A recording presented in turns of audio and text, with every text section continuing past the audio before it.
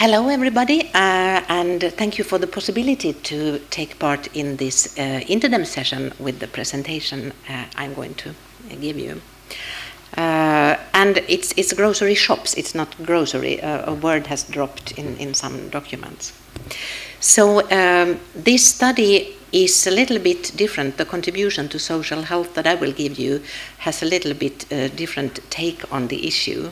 And the question that this concerns is how accessible are grocery shops for people with dementia? And it's a qualitative study. In my research group at the Karolinska Institutet in Stockholm, Sweden, we have started to investigate issues related to participation outside home and particularly in public places for people with dementia who still live in ordinary housing. And the first PhD thesis on this subject was defended 2 years ago by Anna Brorsson, who is with us in the picture you can see there. And I was the main supervisor, so that's why I dared to present this study. And this particular study was one out of 4 sub-studies in her thesis, and this is yet not published, but it has been submitted. And the focus in this research is mainly on cognitive dimensions of accessibility and usability of public spaces and places, and we can call it cognitive accessibility. And after Anna's thesis work, this work has developed into an international project, and we have developed a new data collection instruments and started to collect data in a longitudinal study now in Switzerland and Sweden, and it's going to continue in the United States also next year. So, in general, Anna's studies found that having access to activities outside home is very important for people with dementia, at least those that participated in her studies.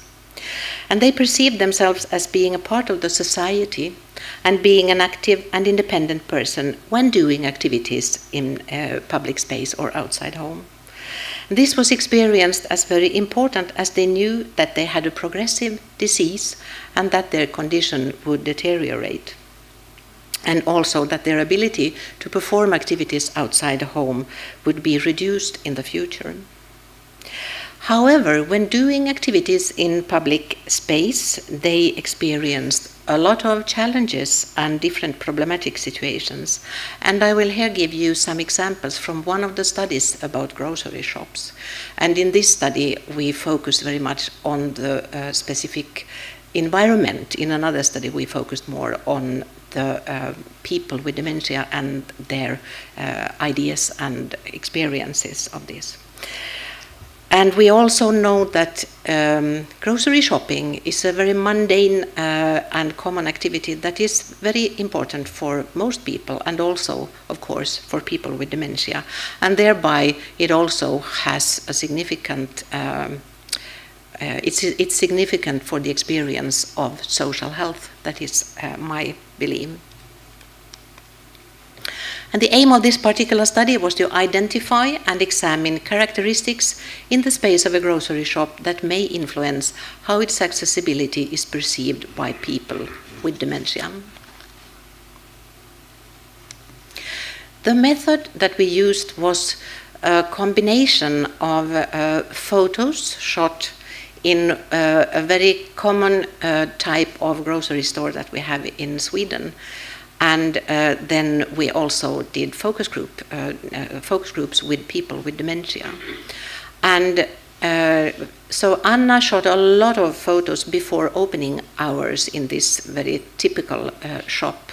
And then we analyzed the photos. And then we carried on with 2 focus groups, small focus groups, with people with dementia, where we also used a selection of 5 particular photos that she had shot in the shop. And these 5 photos, she tried to make it a logical journey through the shop from the entrance and then to the checkout station to make it a coherent narrative and facilitate the interviews. And then we analyzed this in a combination with grounded theory methodology. So, what did we find? we found some characteristics that influenced on how accessible and usable the informants experienced a shop to be. And these were illogical arrangements, overload of products, information and people, visual illusions, and intrusive auditory stimuli. And I will give you a few short examples in this very short time. The first one, illogical arrangements. So the logic of arrangements was very important, and oftentimes arrangements were perceived as confusing and illogical. For example, how and where the multitude of services were located in the shop, how products were displayed and located, and how the checkout stations were arranged. And this is a picture of quite a typical checkout station in a Swedish shop.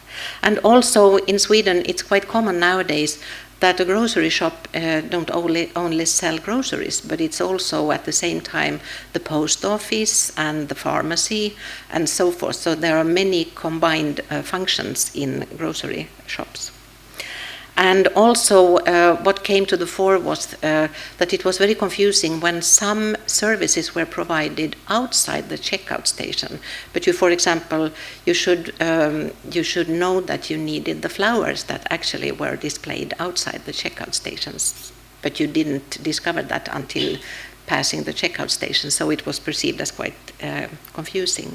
And also the logic of how the checkout station were arranged, and they told of how they sometimes, when facing the payment technologies, this made them either forget to collect their credit card or the coins from the machine, and that of course was not a good situation. The second theme was overload of products, information, and people.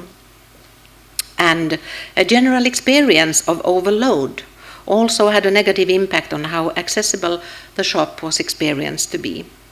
Clutter and crowding made overviewing difficult, and stressful situations occurred from the multitude of information and people in the shop.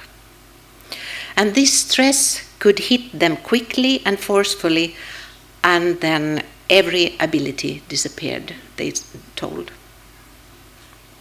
And it was also interesting that many of them said that small shops were preferred, but they wanted to have broad aisles and a good layout. And this might, of course, be difficult to do in a small shop, to have this sort of spacey shop with broad aisles. The third theme was visual illusions, as you can see in this picture. And these visual illusions interfered, and informants, for example, told of how they had tried to pick fruit from the mirrors that we know often are placed to display fruit and vegetables as being really abundant and look very appealing. And glass doors and walls were also confusing. It was difficult for these people to distinguish the doors from the room itself. And I will share a very short vignette with you just to show also the strength of a focus group where people with dementia exchanged experiences and discussed with each other. So this is a conversation between two people. I just say person one, person two to make it clear to you. Person one says, and if it's just glass, then it opens by itself. It's very confusing, I think. The second person says, you know, when you walk in and the doors open and close and so on, is that what you mean? The first person says, yes, and when there are no edges, so that you see that it's going, that it's moving. It's transparent, of course. The second person says, I think it's nice that I don't have to open it, that I don't need to open it myself. And the first person says, but I can't see where the edges are. The second person says, no, I understand, but I can figure out that it's like that. But then I get stressed and some of my logical thinking disappears. The first person agrees, yes. The second person says, and I've banged into it like that. Not that anything got broken, but that's just luck. And the first person said, it's lucky for your head. So this is an example of the conversation in the group. The fourth theme was the intrusive auditory stimuli. And informants also found the sounds and noise difficult to manage. Background music, other people's voices and conversations, and all the noises were perceived as intrusive and stressful. And they found it difficult to block out the noise. They had no choice, they said, but to process all noise and music in the shop.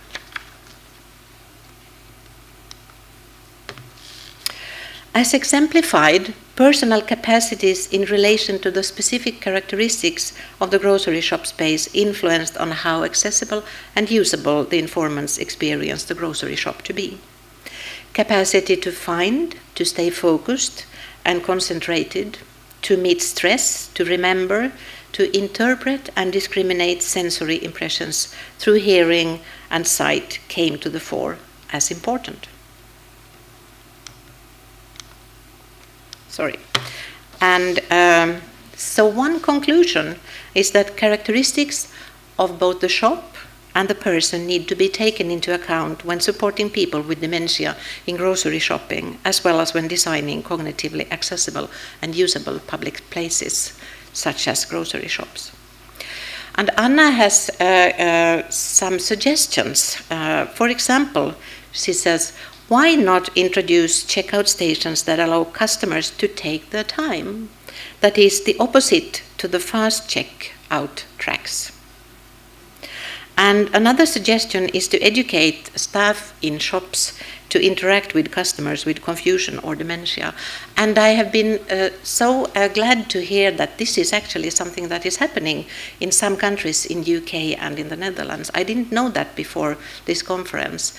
And I didn't really think that the time has come where shop owners and staff really are ready to do this. So I go back to Stockholm with the confidence that well, let's try to do something about this. So just to conclude, much can be done to create a more dementia-friendly environment. And I think that this in general goes hand in hand with the topic of social health. Thank you very much.